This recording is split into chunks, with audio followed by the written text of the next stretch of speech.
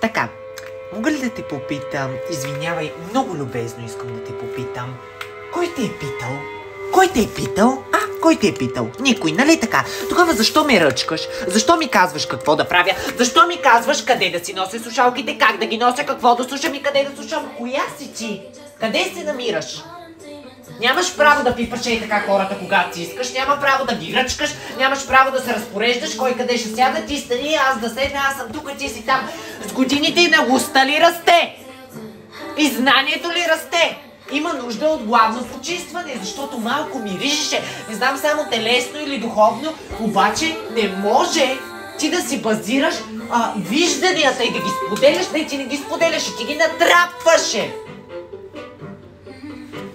Може понякога да замълчиш.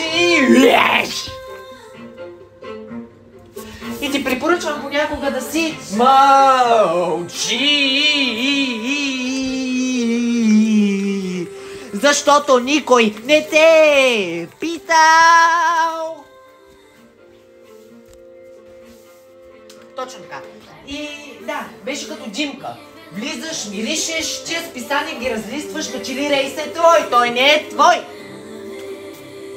Аз с удоволствие бих си поговорил с теб, да ти пожелавам изключително хубави неща. Обаче няма как да стане. Няма как да стане да започваш разговор с това, ще си повредиш още повече очите. Ти не знаеш защо нас очила, няма и да разбереш. И нямаш право да ми казваш какво и как ще стане, ясновидка ли си? Ти да не си ясновидката на бриколаж, заради това ли им четеш изписанието като енциклопедия? И в изплискамиелегена.com няма да ти кажа да млъкнеш, но аз ще ти го кажа и ти го казвам сега. За първи път ли някой те игнорира?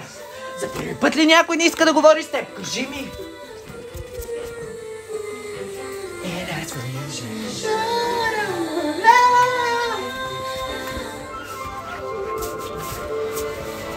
И чорапите ми, между другото, Тина Търнър, как да е, Лего Нинджаго!